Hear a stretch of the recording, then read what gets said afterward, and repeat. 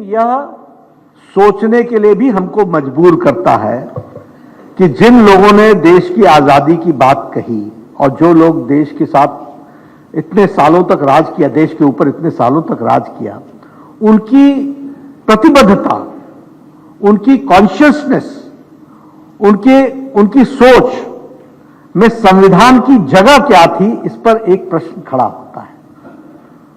और जब यह संविधान दिवस मनाने की बात आई 2015 में, तो उस समय मैं भी राज्यसभा का सदस्य था और उस समय कांग्रेस पार्टी के लोगों ने चर्चा की कि 26 जनवरी तो हम मनाते ही रहते हैं, ये 26 नवंबर मनाने की क्या आवश्यकता पड़ गई।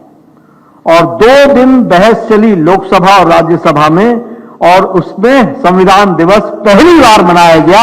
यह भी हमको ध्यान में रखना चाहिए। इसलिए यह ऐतिहासिक तथ्य मैं इसलिए रखना चाहता हूं क्योंकि आज जब लोग संविधान दिवस की बात कहते हैं तो देश को यह भी मालूम होना चाहिए कि संविधान को सही रूप में देश के सामने प्रस्तुत करने में किन लोगों का योगदान है और किस पार्टी का योगदान है, किस नेतृत्व का योगदान है, वह भी ध्यान रखना चाहिए। वह हमारे भारत के प्रधानमंत्री नरेंद्र मोदी जी है जिन्होंने इस बात को लागू किया।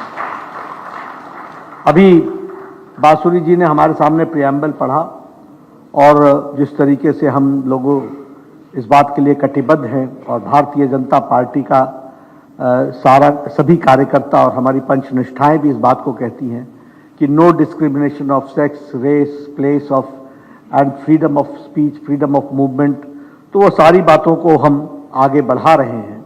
और हम सब लोगों के लिए ये बहुत बड़ी जिम्मेवारी है कि हम प्रियम्बल तो पढ़ें ही पढ़ें, जो राज्यों को चला रहे हैं उनके लिए आवश्यक है कि हम उसको समझें और जानें। और इसके साथ साथ हम यह भी कहना चाहेंगे कि मोदी जी के नेतृत्व में पूरी स्पिरिट के साथ ये कोऑपरेटिव फेडरलिज्म को हम आगे बढ़ाने का काम कर रहे हैं। और हमारे संविधान में बड़े स्पष्ट शब्दों में कहा unitary in nature, federal in structure. तो हमने जब फेडरल स्ट्रक्चर को माना है तो हमने यूनिटरी नेचर को भी माना है और इसलिए प्रदेशों को ताकत देना और इसीलिए एक नई शब्दावली का इजाद हुआ जिसको हम कोऑपरेटिव फेडरलिज्म कहते हैं, जिसमें हम प्रदेशों के साथ आत्मसात करके विकास की गतिविधियों को आगे बढ़ा रहे हैं और उसको सही रूप में रखने का प्रयास कर रहे हैं। यहां मैं ये भी कहना चाहूंगा कि संविधान की आत्मा को लागू करने में हमारी सरकार प्रधानमंत्री मोदी जी के नेतृत्व में पूरी तरीके से 100% तरीके से उसको करने में सफल हुई है, यह भी मैं कहना चाहूंगा। देखिए, संविधान तो बना हुआ था, संविधान तो यह कहता था कि सभी राज्य बराबर हैं और सभी राज्य भारत के अभिन्न अंग हैं, लेकिन यह धारा 370 कहां आ गई थी?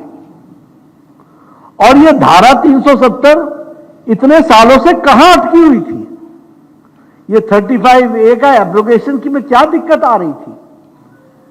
ये धारा 370 अगर समाप्त हुई तो 2020 को 6 अगस्त को हुई, या और वह भी प्रधानमंत्री मोदी जी के नेतृत्व में लोकसभा के अंदर और राज्यसभा के अंदर पारित करते हुए उसका एब्रोगेशन हुआ। और जब हम संविधान के रक्षक की बात करते हैं तो पहली बार जम्मू कश्मीर के मुख्यमंत्री ने पहली बार भारत के संविधान के तहत शपथ ग्रहण की है, तो वह 75 साल बाद वो पहली बार की है, वो भी हमको समझना चाहिए। इसलिए लेटर और स्पिरिट में अगर किसी ने संविधान को लागू किया और आज जम्मू कश्मीर भारत का अभिन्न अंग हर दृष्टि से बना, तो वो धारा 370 के एब्रोगेशन के बाद बना और मोदी जी के नेतृत्व में हुआ, ये भी हमको समझना चाहिए। हम इक्वालिटी की बात करते हैं, ये 3 तलाक कैसे चला हुआ था? और मैं 3 तलाक के बारे में ये बताना चाहता हूं, पाकिस्तान में 3 तलाक नहीं है, बांग्लादेश में 3 तलाक नहीं है, अफगानिस्तान में 3 तलाक नहीं है, ईरान में 3 तलाक नहीं है, इराक में 3 तलाक नहीं है, इंडोनेशिया में 3 तलाक नहीं है, कोई भी इस्लामिक देश में 3 तलाक नहीं है। लेकिन हम जो we the people of India solemnly resolve और विदाउट की निकाह स्टेट और इसके हम डिस्क्रिमिनेशन के हम संविधान को चलाएंगे, हम ट्रिपल तलाक को चला रहे थे और 3 तलाक को समाप्त करने का काम किया तो प्रधानमंत्री मोदी जी के नेतृत्व में हुआ है। और सही मायने में संविधान के रक्षक अगर हैं तो वह हमारे नेतृत्व है और हमारी एनडीए है। इस बात को हमको समझना चाहिए, जिन्होंने उसको पूरा करने का प्रयास किया।